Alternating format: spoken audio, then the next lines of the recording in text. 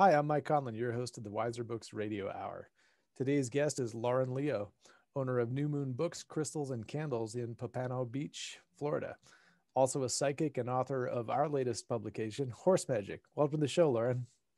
Thank you. My pleasure. So Horse Magick, even at the acquisitions meeting when we're all sitting around hearing about books for the fourth time, struck me as very, very particular. How particular is this, and how broad a subject is it within the realm of magic, witchcraft, and the whole nine yards?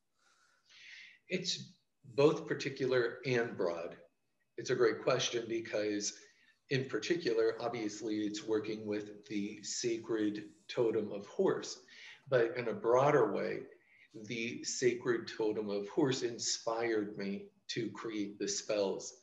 And I see Horse Magick as a book that I wrote first and foremost to share my spells with people, to help people hone their spiritual blade and to become happier if they're at the crossroads in life. And most people find themselves at crossroads pretty consistently. Yeah. And a lot of people don't know what is going to make them happy. And when you look through a book of spells and you find different categories, for instance, a spell for a successful love life or spell to enhance your foresight, then you're finding something that can help you know which path to take, how to find what may make you happy. So in a broader sense, this book is all about bringing the ability to teach people how to use the craft or witchcraft to help themselves become happier and to manifest a better life for themselves. So the second question that came up inevitably at the acquisitions meeting was, do you have to own a horse? Do you have to be around horses? What are we dealing with here? You do not. There's no horse necessary. And that's the beauty of a totem. Totem is it's the essence, it's the archetype, the energy that is behind that particular animal or mythological figure, in this case, the horse. And the horse's energy, the totem, and I call it sacred, all totems to me are sacred, is such a powerful totem, filled with inspiration because it is empowering for the soul, for the psyche, for the mind. It's about freedom. It's about power and unbridled passion. And the importance of finding a particular totem or energy force that can inspire a witch or a practitioner of the art or an author is so important. And this did not happen by chance. This happened through conversations with my brother, with our editor, Judica Illis, with lucid dreams that I had had years ago, many years ago. In fact, it's an interesting story, anecdote. I mean, years ago, probably 15 years ago, I'm looking through my journal and I can't believe I see an entry dated 15 years ago, telling me about an experience that I had written about where I left my body. I had an encounter with horse totem and it was so powerful. And I remember journaling it and having that experience and learning from it, but never expecting that 15 years later, it was going to be a major source of inspiration and turn into Horse Magick. So that's amazing. That's one of those things that make you scratch your head for sure. Let's see, a few things. I'm just trying to unpack them here. One of the things you mentioned was your brother is the co-author, and I'm really sorry that we don't have him on the show. That was an oversight on our end. That I apologize to you for. And at some point, maybe we can correct that and get Dominic back on the show with you. But in the meantime, how did you share writing duties on this book? What's his contribution to the book versus yours? Dominic is a vast knowledge, this amazing genius of art history, and he sees it from a bird's eye perspective. So there's, of course, the field that he specializes in, which is French illuminated medieval manuscripts. But then there's the part of him that has taught every era of art history. So sitting down and having conversations with him as a psychic and a witch and a practitioner of the art was amazing for me. I'm so lucky. And I said, you know, Dominic, there has to be a way to utilize your knowledge to help enrich anyone who wants to work spells or anyone that is curious about the supernatural. So we decided that he was going to explain the different pantheons, the different eras. For instance, there's a spell to have a successful love life, and it works with the Norse pantheon and, of course, Vikings. So Dominic explained that portion of history, and he explains, how did the Vikings revere horses? How did they use horses in divination within their community, within their spiritual community? And he also explained the Norse deities. So once someone reads that portion, which was kept succinct, but filled with richness at the same time, and which is his specialty, being able to boil down the most important aspects to teach someone quickly. Once you read that information, you become more knowledgeable and you're able to work the spell better. The spell is not just filled with random names of Norse deities. It now becomes deities that you don't have to Google because it's done for you, and you don't have to Google and say, do I trust what I'm finding on the internet? Dominic has used primary source research, which is so much better than secondary source because it's not someone's opinion of the primary resource, it's his primary resource that is of the importance. You're actually finding something that, the origination point.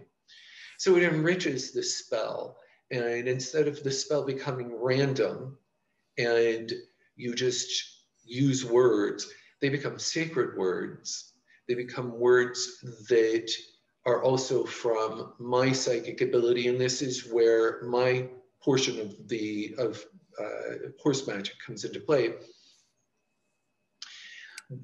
The words for the spells are sacred chosen words. And what do I mean by that? I mean that I go into a trance state where I find the interval between thought, and I'm able to relax myself and go into a point of the unmanifest.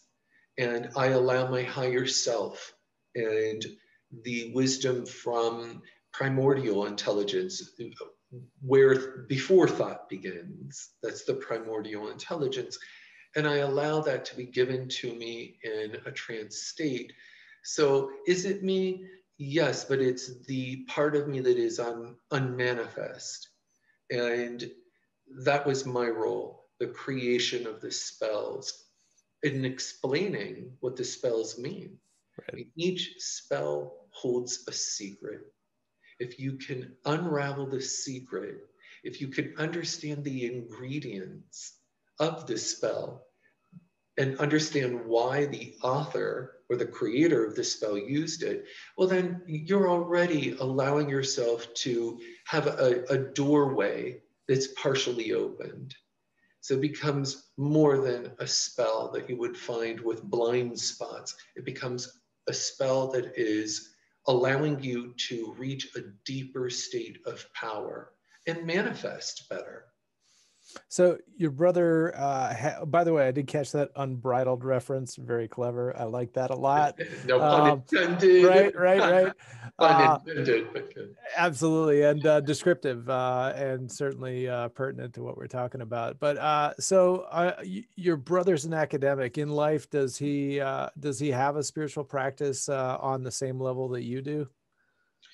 Like he does. It's more a life path for me. It's natural. It's something that comes naturally to me for as long as I can remember, forever. And for Dominic, his life path is academia, and it's become natural to him. Um, but he has also studied through the Golden Dawn. So I've studied through the Golden Dawn for many, many, many years, decades. And Dominic did study through the Golden Dawn, not for that long, but enough for him to delve into the occult and also understand witchcraft and understand what it means to be a practitioner of the art through osmosis from being around me, and vice versa. I pick up his intellect from being around him. So that's the automatic blend. And, he's just such a brilliant person when it comes to being able to say, Lawren, look, why don't you look at it from this perspective? And it's an academic perspective. And within our world of witchcraft and practitioner of the art and spirituality, academia is not as readily welcomed as it should be.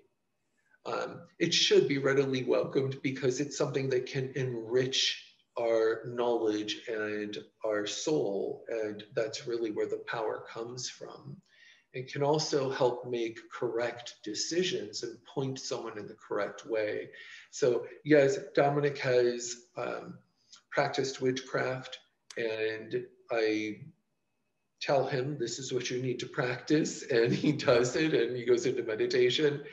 And so yeah, he has a definite understanding of spirituality and the occult. Who's the older brother? Do you have to ask that often, Mike? As an older brother, no, I don't really. But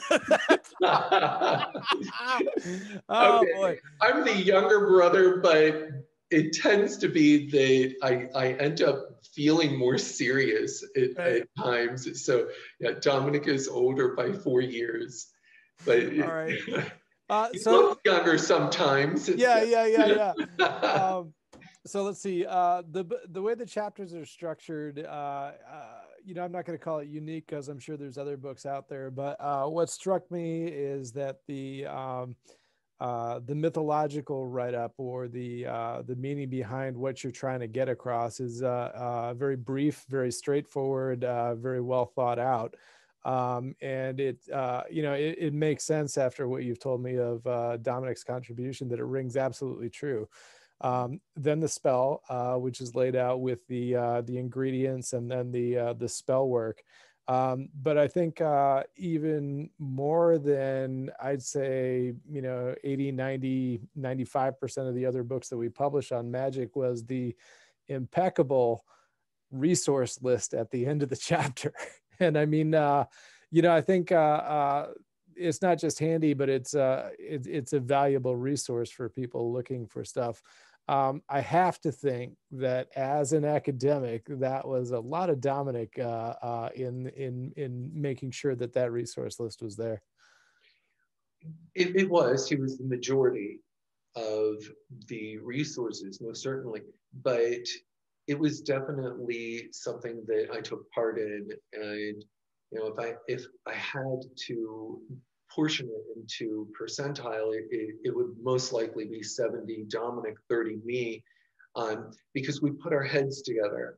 And his was the academic portion, mine was more the occult portion, meaning the different occult writers. And also both of us telling one another, look, I think that people would enjoy reading this and let's put this in as a further resource.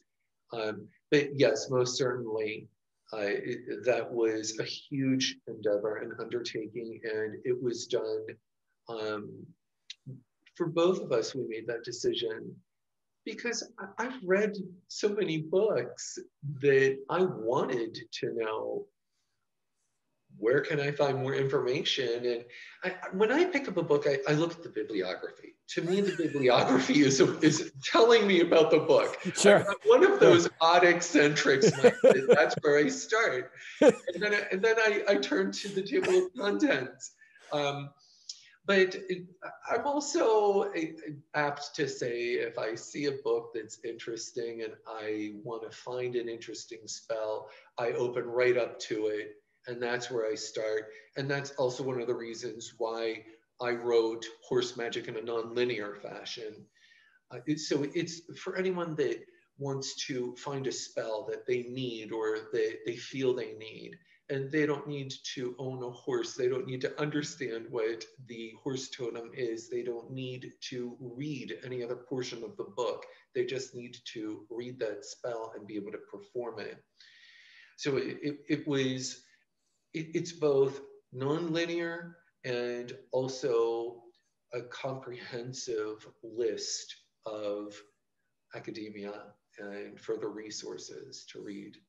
Yeah, it's just it's an incredibly comprehensive book, because you don't just deal with one tradition, one mythical tradition or another. You know, it's kind of pan-global and pan-historical.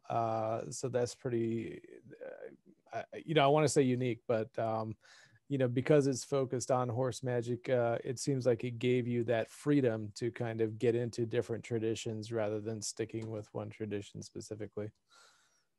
Yeah, and it made it fun. Yeah. It was really fun. So, yeah, I learned. In the spells that you do in each chapter, the ingredients, is that important for people? I find that it's very important. Again, it's removing the blind spot. There are certain spells that I write because I love the way it came to me in a lucid dream or trend. Perhaps one does not need to understand the ingredients. However, if you do understand the ingredients, then you're understanding the genuine path that the creator lives and walks. And it gives you more insight, and it helps you work the spell better. In the spell to enhance foresight, I use Wisteria. Wisteria has, because witchcraft is an interpersonal experience, what's within us. So many people have an idea of what Wisteria means to them. Some occultists and witches believe that Wisteria, the only magical association for Wisteria is protection. Others believe that it's associated with Mercury and the element of air. So I like to say what I feel it was associated with and why it was associated with it. And in that particular spell, it's associated with Mother Earth, with that force of Mother Earth that enables us to have a connection with nature. And it's also associated with helping develop the psychic abilities, further develop them. And I think it's important that if someone's reading this spell, let them understand, why did I put that in? Let it add to their knowledge. And also, the easy part is it turns Horse Magick into a reference manual. And I think that that's important as well. It's nice to have a book or a Kindle format where you could simply open it and say, oh, that's what Lady's Mantle, or that's what Wisteria means. So it becomes a handy reference tool as well. Yeah. So at the end of the book, you include a section on equine dreams and dream imagery, you know, which is kind of not separate from the spell work, but definitely kind of a turn into something different from the rest of the book. Why was it important to include that? It's important because without a dream journal, we're not giving a cue to our psyche, to our dream source, to our subconscious that we want to work with it. And the point of that is I've been journaling for decades. And as I journal not just about my psychic experiences, I journal about if I have sleep paralysis, what it means to me. I journal about my lucid dreams, my out of body experiences, my meditations, what I glean when I'm in a trance state, my feelings for the day. And it's a slow accumulation of understanding my subconscious and my dream source. As I was journaling, I was telling my subconscious, hey, I believe in you. And it became more developed, and it started giving me more prophetic answers and dreams. So I felt it was very important to put an equine dream dictionary in, mix it with what I learned through my magical tradition, as well as mythology, folklore, and of course, psychology, Jungian, Freudian, and mix it with my own experiences as well. Not just to help people understand what it means if they dream of anything equine, but also to help people understand that dreams are opportunities. They open our lives to messages and to anything that's mysterious as well. And let's face it, we want something interesting in our life as well. So it brings an alluring portion of magic and Wicca and spirituality as well, both non-secular and secular. And other than those reasons, there is another important reason, and that would be that as you're working spells based on deities inspired by horses, you're going to have dreams. You're going to find that suddenly you're going to be dreaming about a particular deity that may have the anatomy or the head of a horse, or you're going to dream of a horse. So I thought it was important to help the practitioner and anyone that is reading horse magic to understand, what does that mean? How can that guide them? So it's a point of guidance as well. Kind of a safety net too. You're going to be dreaming about it, and here's your key. Well said. That's right. So I will admit to you that I'm only a sporadic journaler, and anytime I start getting back into things I might have written in the past, there's a whole lot of it's not even introspection. It's not quite embarrassment, but it's like, wow, that was, my thoughts were unformed, and it's amazing that I made it this far in my life. When as somebody who has kept a steady line of journals on your end, I'm curious, do you get into it? Do you go back through your journals just out of curiosity, or do you actively think, oh, I had a thought similar to what I'm thinking now, I remember it was back in this time frame, and then go back and look for it? Is it more kind of a inspirational source to go backwards in time and look at where your head was at, or is it more of a kind of a knowledge resource base that you can touch on every now and then? It's both. And there's something pretty amazing about going back, if you have a long journal, going back 20 years and seeing where you were in your psychic and magical and spiritual development, and being able to compare it to where you're at in the present moment. So for me, it becomes a litmus test for my magical growth, as well as a gauge for my experience and how am I refining my magical and spiritual development and experiences. How how am I able to better help myself and others as well?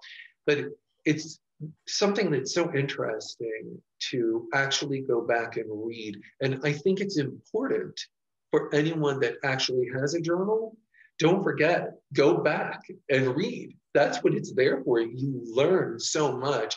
And yes, you do. Well, I am speaking from my own experience.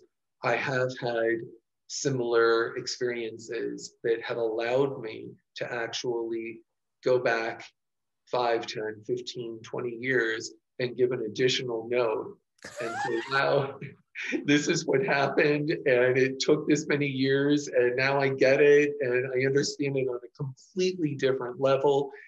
So it's a tool for learning and refining your spirituality. All right, that gives me a great segue into something we had chatted about before we started recording, and that's a previous publication of yours called Dragon Flame. So the way things worked out on our end is Red Wheel Weiser used to be Samuel Weiser. We've made various and sundry acquisitions along the way. One of which was New Page and Career Books, which is who published Dragon Flame. That was 6, 7, 8 years ago that you must have been writing that. First off, give people an overview of what Dragon Flame is. You mentioned that this is kind of a continuation of that. But I'm also curious about when you go back and you read Dragon Flame, how it compares to Horse Magick and how you've developed your magical practice between publications. Dragon Flame was published about 7 years ago. I think you're right. But prior to 7 years ago when it was published, again, it was a part of all of my journaling. And the journaling was a part of me formulating a philosophy. So I was practicing a tradition of Italian witchcraft since I was a young boy, 4 years old, 5 years old, 6 years old, and that became Wicca. And then I no longer followed Wicca, and it started to evolve. And as it evolved, I started to practice high magic through the Golden Dawn. And that led to learning about the practical Kabbalah as opposed to the rabbinical Kabbalah. So the practical Kabbalah is more pantheistic or polytheistic, rather than one God, many gods and goddesses. And that helped me evolve. And then I noticed a pattern where suddenly I was evolving in my spirituality and understanding magic on my own terms, through my own experiences. And it allowed me to discard, not entirely, but discard all of the books that I was reading. And I realized I have my own magical philosophy. And it's working, and it's making me feel whole and happy. And I wanted to share it with people because it was working. What I wanted to manifest in my life was manifesting not from the books that I had read, but from my own personal philosophy. And it's an in-depth philosophy, but I wrote Dragon Flame in a very simple format, breaking it down into 3 very important elements: a goal, a purpose, and a sacrifice. And that is my magical GPS that I've offered for anyone that would like to learn how to actually work magic so that it manifests properly, how to align your goal with a purpose, how to choose a sacrifice. And when I say sacrifice, I mean a devotional sacrifice. I'm not talking about sacrificing live animals, which is part of the craft, but not part of my craft. But there's so much power in sacrifice because it creates psychic tension. So for me, I'm Italian, I love coffee. I give up coffee for perhaps a waxing moon phase of 2 weeks. So it creates psychic tension. And that psychic tension helps me have a spontaneous psychic experience. And that enables me a doorway to my subconscious and to the astral realm. What does that mean? It means that if my goal is to be able to have an astral experience, I will match it with an affirmation. I will say why I want the experience. That's the purpose. I want the experience so that I can further develop my magical abilities. And then my sacrifice may be that I exercise more than usual, give up coffee for a while, and create that psychic tension, which turns into psychic currency given to spirits and nature forces that will align themselves with my goal. At one point during the ritual work that I describe in Dragon Flame, I help someone fall into a trance state, specifically alpha wave. So the alpha wave state is when you're half awake, half asleep, and your subconscious mind is so receptive at that point. And if you can actually posit that affirmation, now I am a healthy individual, now I am well balanced, now I am an experienced astral traveler. If you're able to posit that in that moment, then you have created an internal change and you have eroded your ego. And that's what's important. And that's how I can segue into horse magic, because if you do not erode your ego, and our egos all erode at different rates. And when I say erode, I mean it in a good way, because if my ego identifies with the word or noun witch, and I discard that, and it erodes and it goes away, then I just become a spiritual person. And at that point, I'm able to tap into that area of peace and no thoughts. That's the moment that you're able to posit your goal. And horse magic has the spells that can help you reach alpha state. They can help you posit good and helpful goals. And it also will help you erode your ego in a healthy way to get rid of the ideas, these thought forms that we create that we identify with. Oh, I identify with, I must drive an expensive car, or I must dress in a label conscious fashion. And there's nothing wrong with that. But really, if it's blocking us from finding who we are, the unmanifest portion, and making that manifest, then I'd like people to be able to read a book that explains how to discard that in a safe, healthy, slow manner. And Dragon Flame is the GPS formula, and it explains some of the ways as well to bless candles, how to put up a magic circle, what an altar means, how to bless the altar, how to cleanse crystals and objects, consecrate them.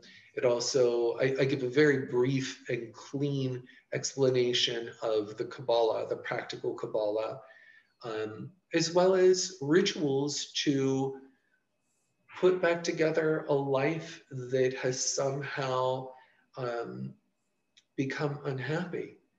And I'll make one more point with this. The American Declaration of Independence gives us the right to pursue happiness. But what about the right to have happiness? They were very careful in not taking responsibility for citizens' happiness. So I look at it as, let's change that filter. we are allowed to have happiness. And happiness is work. Happiness is not easy. You have to work to be happy. So these two books combined will give a personal sphere of choice that separates your thoughts from the other thoughts of people that may try to hinder or harm. And it keeps that part of your ego, which is healthy, intact, and it helps erode the ego that will stop you from becoming a more powerful individual and self-empowered. Got it. That's pretty funny. The whole pursuit, but not having happiness, and maybe that is part of that Puritan infusion that happened and all that. All right. So one thing that I keyed in on are a couple of things. Okay. So first of all, the Italian, I mean, last name Leo, it ends in a vowel. It should have been a clue, but usually shorter than most Italian names I'm familiar with. And I mean, there is a certain irony in a last name like Leo and doing a book on horse magic, but we'll set that aside for a moment. You mentioned that you were exposed to traditional Italian magic when you were 4. Who was that influence in your life that exposed you to that magical tradition? It was even younger than 4, believe it or not. My mom, who is a devout Italian Roman Catholic, had found a local psychic. Yes, and I know that she was the Italian wise woman in our small suburb that we lived in. And it was very humble suburb with wonderful people, still is to this day, salt of the earth. So my mom decided that she was going to do something that was very taboo at that time. And she was going to go to see this wise woman.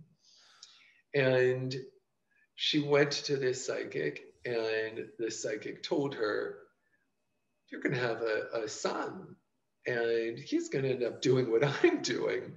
And my mother ran for her life and decided that that was never going to happen. And lo and behold, of course, she gave birth to me. And for some reason, she decided that she wanted to go back to this psychic. And when she did, at that point, I was a toddler, and something connected. I just fell in love with this woman. The woman fell in love with me. And there was an immediate familial connection as well as magical and spiritual. And it was something that my mother could not deny. And she ended up helping my mom through some spiritual counsel, and then allowed me, as I was 4, 5, 6 years old, to be taken to her house and to be surrounded with that type of atmosphere. Now, keep in mind that this psychic was also a devout Roman Catholic. So if you would have said to her, now, teach me how to practice witchcraft, she would be horrified. Exactly. What are you talking about? I'm not a witch. And she pulled out the rosary beads and, hey, what are you talking about? Only for 5 minutes later to say, now, what's your wish, honey? What do you need to light candles for? Oh, boy. But she was the real deal. She was the real deal. And I felt that. I felt it and I saw it as the longer I was around her, the older I became, the more I learned her method of spell work. And it was raw and it was powerful. And it came from a place of not uneducated, but just a conventional intelligence. This was a housewife. And we're going back into the time period where that was acceptable for her to be a housewife and for her to have a practice where she helped people spiritually. And she used this raw energy and she taught me that it was within me. She knew that I had it.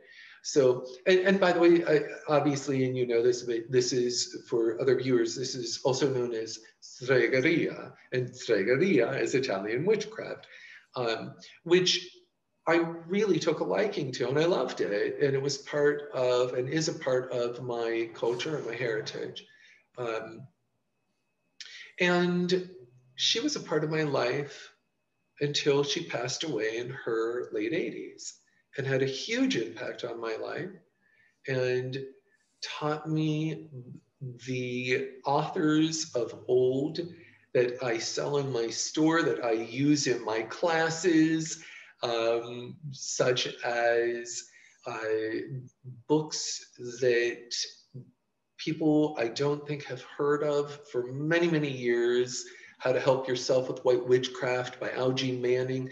These were things that were a part of my life when I was young and are still with me now, even into my 50s.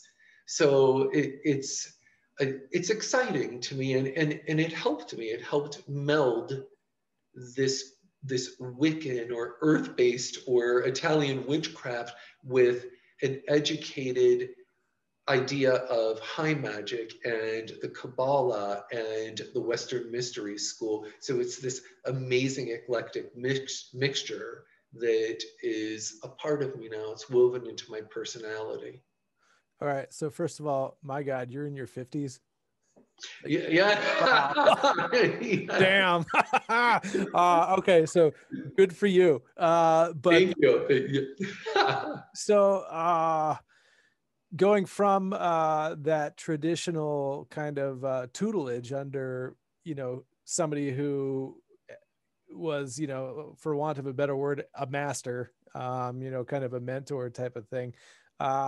When in your practice did you spin off into ceremonial Golden Dawn type stuff and recognize that it was kind of the same strain of what you had picked up as a youngster? That was my late teens, early 20s. And I was looking for more power. I'll be honest. I was looking for more power, and what teenage kid isn't, right? Yes, honestly, I think that if I didn't say that, that it would be unfortunate, and I need to be able to help others that are at that place. And I don't think anyone should be afraid of it, because as I discuss in Dragon Flame, magic cannot happen without a starting point, and the starting point is desire. For me, that desire at that moment was many things, but especially power. And I wanted to be able to manifest quickly what I wanted. And I had dreams and aspirations that I wanted to happen quickly. And the more I studied, the more I realized this is sacred. This is holy. This is not what I thought. This is definitely, I'm working with what they're calling barbaric names of God, but what they're really talking about are sacred names of God in Hebrew that are power words. But if you're using something as a holy name, then you're working with holy energies. And we work with those energies to separate the negativity and get rid of it, and then to separate the positivity, meaning that which could say, this is the way we want your life to really go. Once again, it comes back to the pursuit of happiness, or the pursuit of being able to have happiness. So you separate both and you create a vacuum. And within that vacuum, you start to, once again, see what your ego is. What do you identify with? And then you go through something that feels so horrible, and it's pain and it's suffering, but it's important and it's a blessing, and you embrace it. And it took me a long time to embrace that portion. Who wants to embrace suffering when you're 20 years old and you're having the time of your life? But I embraced it because I had to. And I wanted to refine who I was. And that's when I realized, when those pieces of ego started to fall away, that they come back in a more refined manner so that we can have mastery over both the spiritual and the material. We're allowed to have that mastery. It's our divine right. We are creator. That's when I realized there's a common denominator here in magic. It's energy. It's this source of energy. Call it what you want, kundalini, chi. It's force, it's energy. Call it the green man, the goddess. This exists in so many different names, but it's one thing. It's light, it's creator, it's energy. And it's how you work with that energy and how you understand that energy that suddenly gave me a spontaneous illumination in my late 20s, early 30s, that allowed me to start writing, and writing from a path that I had been living and am still living by choice, and give genuine experiences that I could share with others and help others.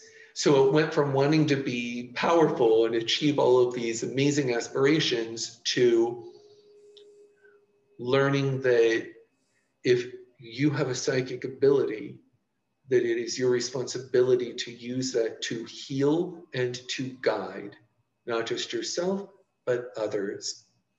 And there's a saying, no one is your friend, no one is your enemy, everyone is your teacher. And that's what I learned. And I refined as much as possible my thinking and my filters. I got rid of dogma, and it led me to understand that the mixture of Italian witchcraft and high magic was something that led me to a sacred, holy path. But I'm not a monk, so let's throw that in. I don't want people to think that this path is the path of a monk. It can be for times, for elongated times, but it's definitely a learned path. And So it's beautiful. this self-awareness that not only did you kind of get it, but that you were at a point where you could actually share it in a cohesive manner. Was that a sudden epiphany, or was that something that happened kind of over a longer length of time, a shorter length of time? I'm just interested how you got there, because the way you described it, it seemed like it was kind of a sudden thing. Like you woke up one day and was like, oh, wait a minute, here's where I'm at. I was giving tarot readings and giving readings when I was in my early teens. I was working magic when I was 10 or younger. So in your teens, in your 20s, you can give readings, but for me, the readings that I gave at that portion and the magic that I was experiencing was of a very different level. Not that it was worse or better, it was just at a different level. And there was a part of my ego that I was working through that suddenly, at one point in my 30s, I did have a spontaneous illumination that said, you need intellectual and spiritual humility. And if you don't have it, then please don't read for people. Please don't try to help others. So I learned about myself, and boy, I'm still learning. It's not like this happens in 1 year, 10 years, 50 years. At least I don't believe it does. I believe that this is something that no one could ever learn in one lifetime. Although we do have some amazing contemporary mystics to go by. Thich Nhat Hanh, and ancient ones, Buddha, but this is something that's ongoing. So I did have that spiritual illumination that allowed me to, kind of knocked me upside the head and said, who do you think you are? And allowed me to understand that I was transmutating into a different person, a more spiritual person. All right. And then, the other curious thing about,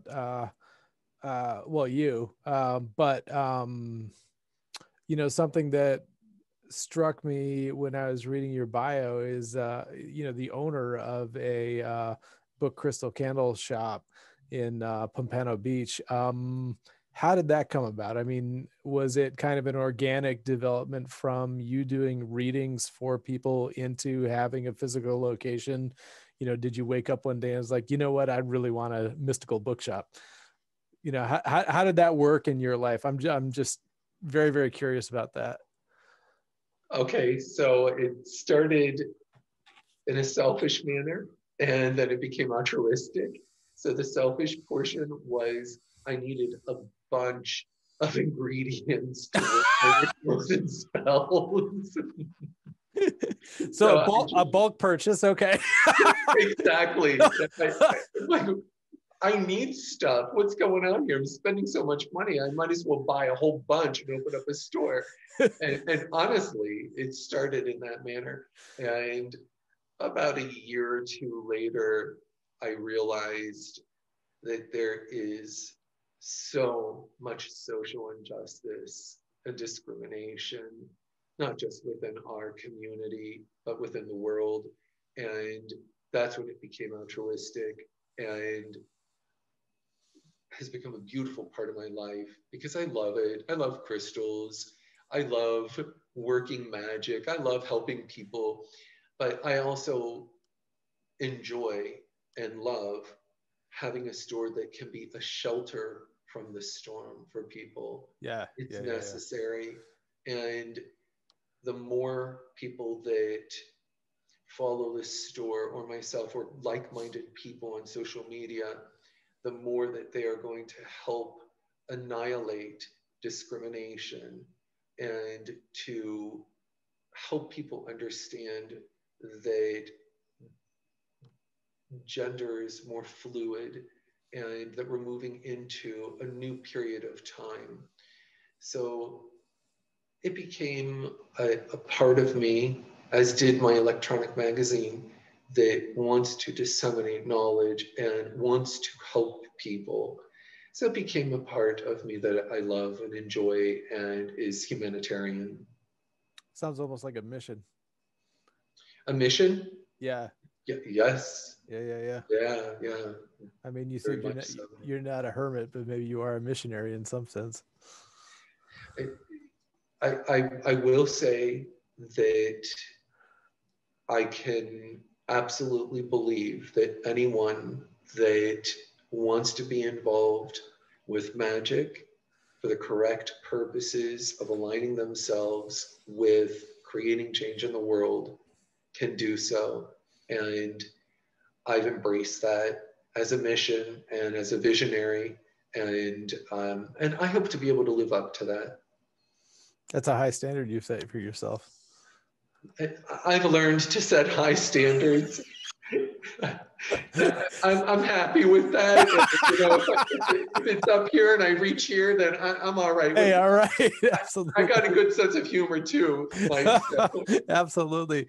All right. Well, I tell you what, we're nearing about an hour now, and this is a really excellent place to wrap things up. So if you would, can you share with listeners and readers where they can find you online, any social media where they can connect with you? Yes, I am on LawrenLeo.org, and my name is spelled LAWRENLEO.org. Also, newmoonbooks.org is my store, which, as you said, is in Pompano Beach, Florida. And I'm on Twitter, Lawren_Leo, Instagram at Lawren Leo, and my store is at New Moon Books on Instagram.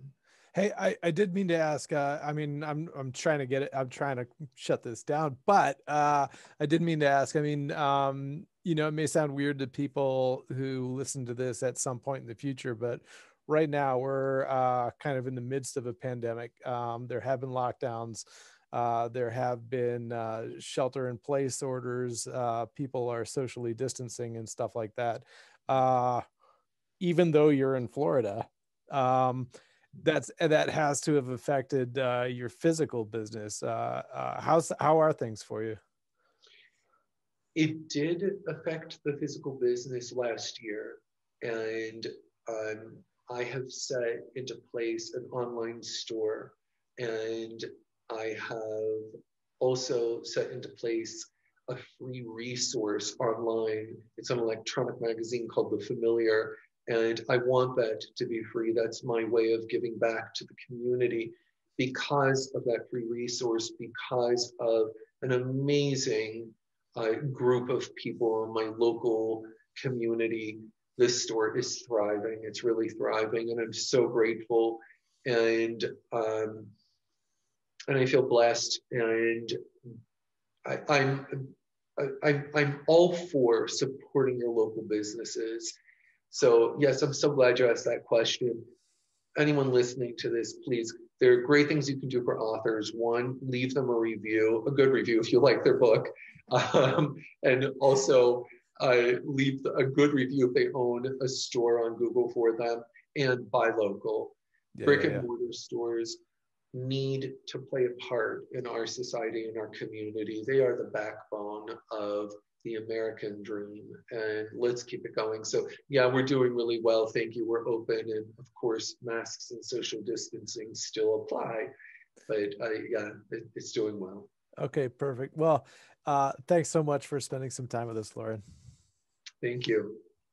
You've been listening to the Weiser Books Radio Hour. Find us online at www.weiserbooks.com or wherever you get podcasts.